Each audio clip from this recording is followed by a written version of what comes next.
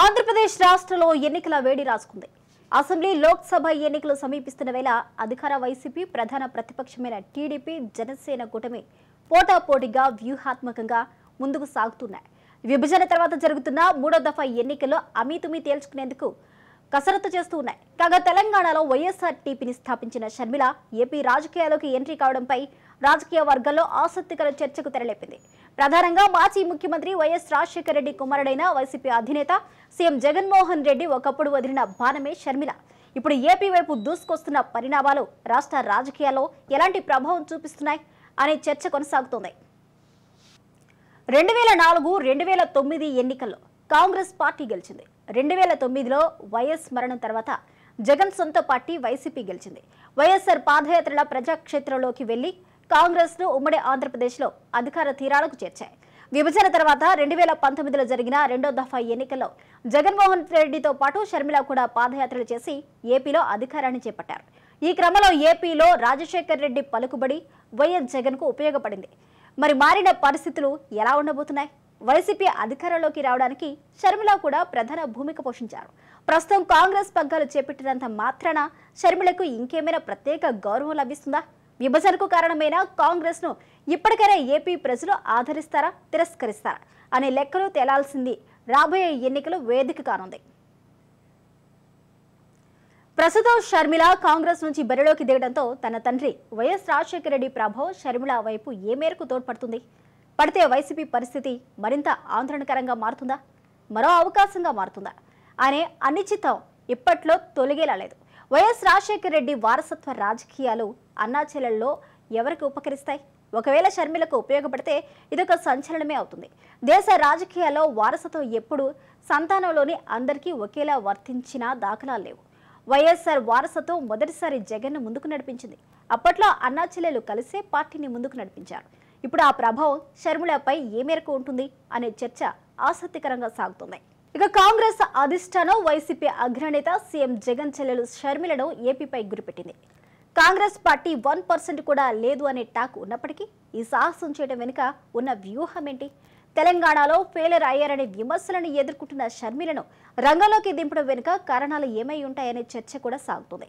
కాంగ్రెస్ అధిష్టానానికి మొదటి నుంచి వైసీపీ నుంచి విభేదాలున్న మాట బహిర్గతమే.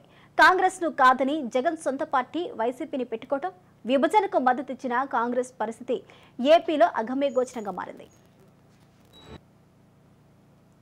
ప్రస్తుతం ఏపీ రాజకీయాల్లో షర్మిల కీలక భూమిక పోషించడం, కాంగ్రెస్ లో రాష్ట్ర శాఖ పగ్గాలు చేపట్టడం రాజకీయంగా ఎవరికి లాభం, ఎవరికి నష్టం అనే చర్చ జరుగుతుంది. ఎవరు ఏ పార్టీలో చేరినా, ఎంతమంది కలిసి వచ్చినా మళ్లీ గెలిచేది తమ పార్టీ అంటూ వైసీపీ నేతలు ధీమా వ్యక్తం చేస్తున్నారు. గతంలో కాంగ్రెస్ పై తీవ్ర ఆరోపణలు చేసిన షర్మిల ఇప్పుడు అదే కాంగ్రెస్ కు ఏపీ అధ్యక్షురాలుగా నియమితులయ్యారని విమర్శలు చేస్తుంది. అప్పటి రాజకీయ పరిణామాలు, పరిస్థితుల కారణంగా షర్మిల అలాంటి వైఖరి తీసుకున్నారనే విమర్శలు ఉన్నాయి. షర్మిల రాక వైసీపీ అసంతృప్తులను ఆలోచింపజేస్తుంది. టీడీపీ జనసేన కూటమిలో చేరతారా, షర్మిల వైపు కాంగ్రెస్ తీర్థం పుచ్చుకుంటారా అనే సందిగ్ధ స్థితిలో కొట్టుమిట్టాడుతున్నారని టాక్ కూడా ఉంది. ఏపీ వైసీపీ ప్రభుత్వం ఏర్పాటులో అప్పట్లో కీలక భూమిక పోషించిన వైఎస్ షర్మిలకు దక్కవలసిన గౌరవం దక్కలేదు. కుటుంబ కలహాలు, వైగార పక్కన పెట్టి షర్మిలకు రాజకీయ పదవులు కూడా దక్కలేదు.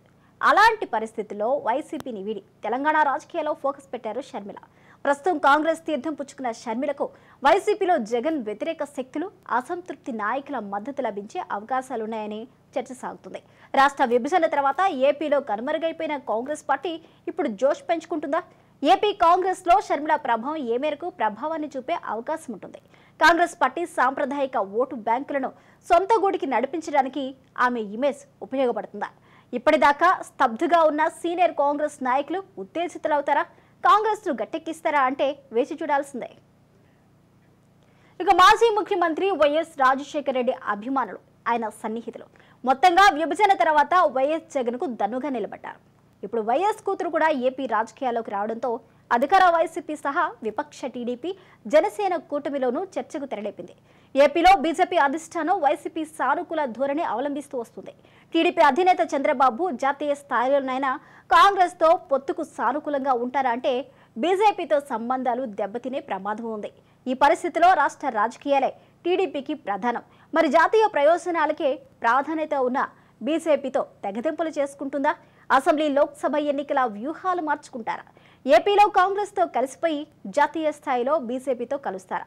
ప్రాంతీయ పార్టీలైన వైసీపీ, టీడీపీ కూటమి ఏ రోటి కాడే పదం ఆ రోటి కాడే పాడతారు. జాతీయ పార్టీలు కూడా అదే వైఖరిని అవలంబిస్తాయా అంటే అనేక రాజకీయ విశ్లేషకుల అభిప్రాయం అవుననే ఉంటుంది. విధానపరంగా సైద్ధాంతికత వ్యతిరేకత భావాజాలు ఉన్న జాతీయ పార్టీలైన కాంగ్రెస్, బీజేపీలతో వైసీపీ స్నేహం కొనసాగుతుంది. ప్రధాన ప్రతిపక్షంగా ఉన్న టీడీపీకి సైతం బీజేపీతో స్నేహ సంబంధాలున్నాయి. జాతీయ విధానానికి కట్టుబడి ఉన్న ఆ రెండు పార్టీలో ఏదో ఒక దానికి మాత్రం టీడీపీ, జనసేన కూటమి, వైసీపీలు విడివిడిగా పనిచేసే అవకాశాలు ఉన్నాయి. ఏపీలో జాతీయ పార్టీలు బలహీనంగా ఉన్నాయి కాబట్టి జాతీయ విధానాన్ని అమలు చేసే అవకాశాలు కనిపిస్తున్నాయి.